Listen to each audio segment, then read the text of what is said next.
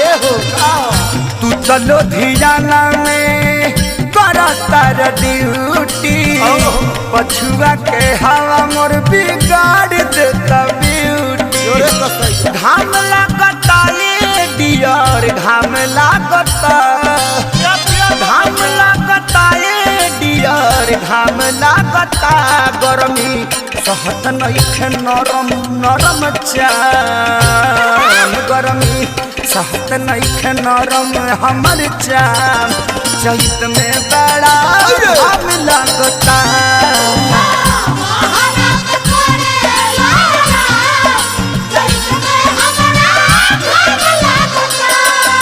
बलमू जी आ जाइता बलमू जी आ जाइता।